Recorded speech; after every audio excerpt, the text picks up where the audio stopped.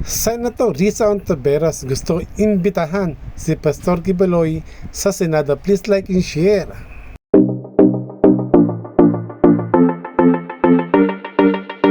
Hinimok ang Senado na imbestigahan ang mga kaso ng human trafficking, rape, sexual abuse at child abuse na inirereklamo ng napakaraming biktima laban kay Apollo Kibuloy, ang leader ng religious group na Kingdom of Jesus Christ.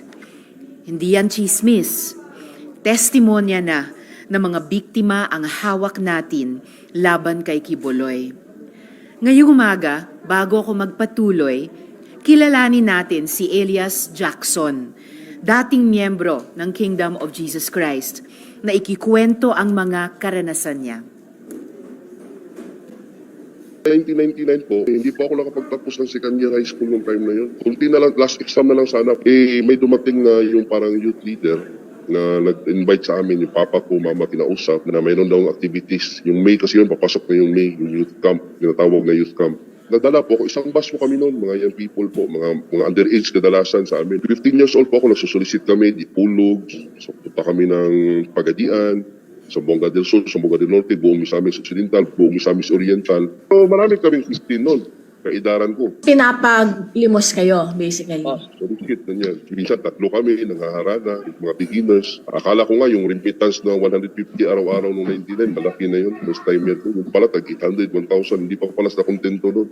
Nung 99, yung youth camp po, isang buwan po kami ng youth camp. Then after noon, nag-full time na kami. Inano kami, pinaliship po kami na mag-full time. Nung umpisa po talaga, 99, 2 buwan lang po yun, mayroon po kaming 10% o 20% po ibalik sa amin. Yung after noon, after youth camp, nung nag-area pa rin kami, wala na. Limit all talaga, 100%. Tapos pag sabihin lang, kuha ka lang ng pangkain mo. Tapos sabihin pa na huwag ka magnakaw dahil blood money yan. Pangkain lang, huwag kang kukuha ng kahit piso dyan. Kasi pag kukuha ka, kakita yung ama, yung natawag kasi na yung Panginoon, maging parusahan ka, ganun, may karma. Pinaparusahan ba kayo pag di kayo nakakolekta? Nung bago pa ako, nasampal ako nung December 1999. Unang sampal ko yun. Yung ministro kasi, yung remittance ko dun dati, 500, 400, 300. Pinakamalit ko 300, 500. Kasi hindi ko naman alam talaga yung Hindi kasi ako lumaki sa ganyan. Kami naman po sa full time, buong taon, buong buhay mo, doon ka na sa loob. Yung pinakamatindi po, yung palo talaga.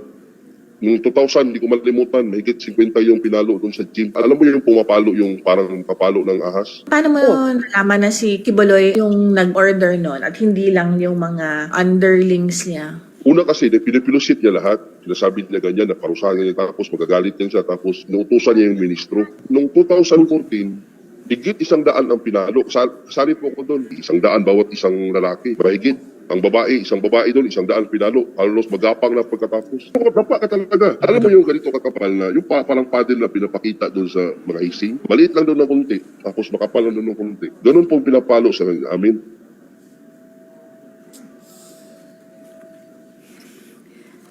Sunod naman po ay si Arlene. Dating miyembro din at mariing nagpapatunay na marami siyang naranasang pang-aabuso dahil kay Kibuloy at sa mga utos ni Kibuloy sa grupo. Pinatotohanan rin niya sa amin na menor de edad pa lang siya, sapilitan siyang namamalimos at pinagtitinda para makaambag sa grupo. Minsan, pinagkukunwari pa silang pipi o bingi. Pero ang totoo, sa Kingdom of Jesus Christ napupunta ang benta nila.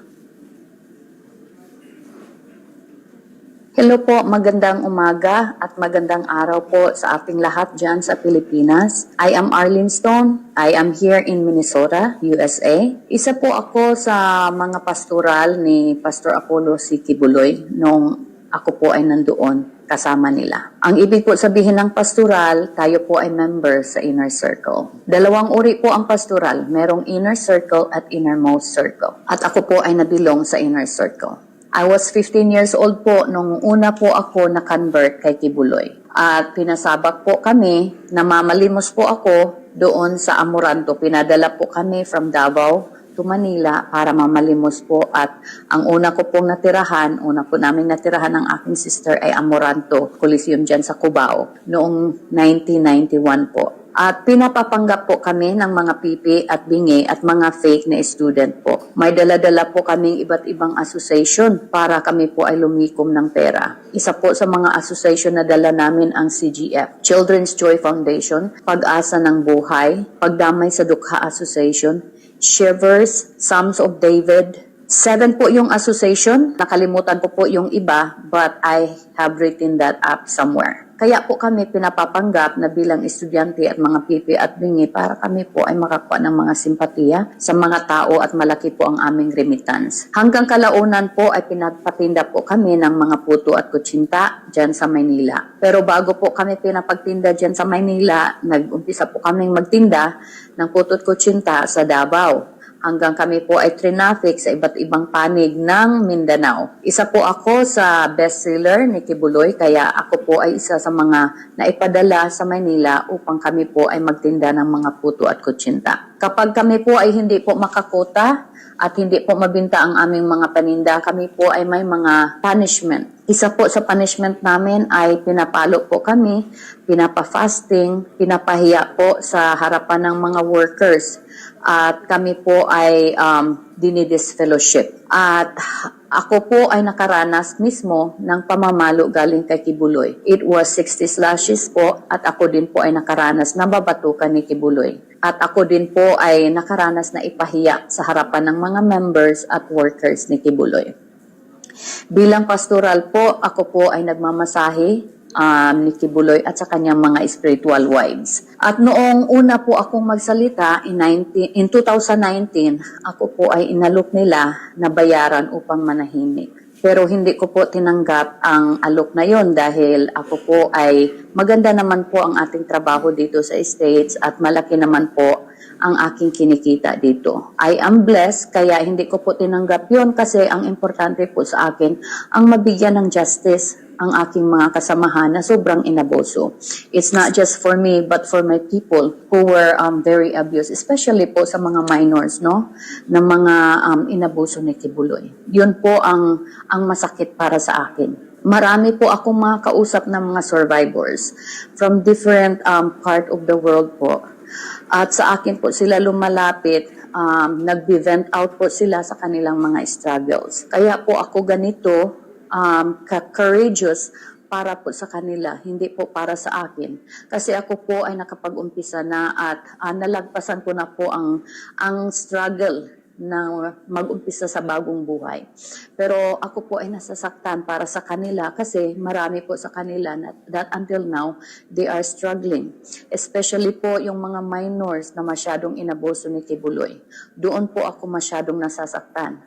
Kaya hindi po ako mananahimik hanggat hindi po tayo makakuha ng justice for everyone. Kaya ito po ang aking panawagan na sana po ang ating mga mambabatas dyan sa Pilipinas ay bigyan nyo naman ng tuon yung ating mga kababayan, lalong-lalo na yung mga kababaihan na sobrang inabuso. Maraming salamat po kay Senator Risa Hontiveros for looking into this matter at sa iba po ng mga mambabatas natin.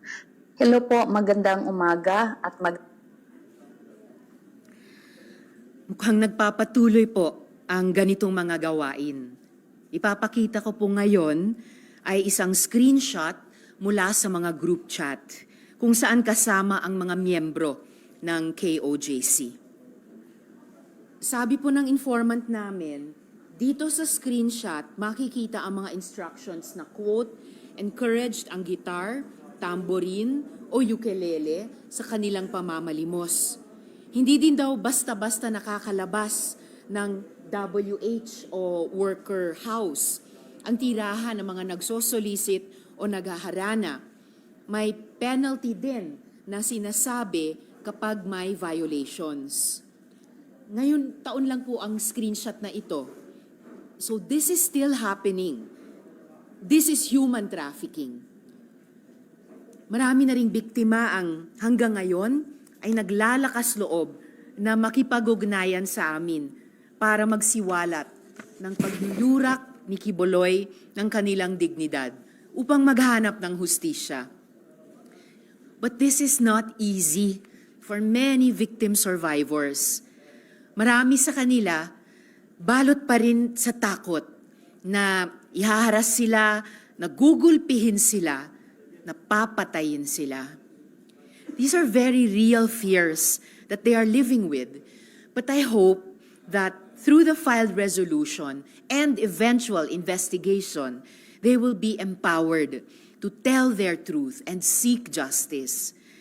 Kung si Senyor Aguila naaresto dahil sa tindi ng mga testimonya at ebidensya ng child abuse at human suffering, human trafficking, naniniwala akong hindi malayong mangyari rin yan kay Quiboloy. Pero maraming nagbubulungan dyan. Malakas daw si Quiboloy sa gobyerno at mga politiko. Kaya daw nila itong ipagsawalang bahala. Hindi ako naniniwala dyan. Mas tiwala ako na marami sa gobyerno, lalo na sa Senado, ang gustong mabunyag ang katotohanan at magbigay ng katarungan. I urge the Department of Justice to issue an Immigration Lookout Bulletin Order, which they can do motu proprio to prevent Quiboloy from leaving the country. He must not escape accountability. Our children's lives are at stake. Sa inyong palagay mga babayan, kapanipaniwala ba ang mga testimony ni pinakita o nilahad ni Senator Risa Ontiveros sa Senado?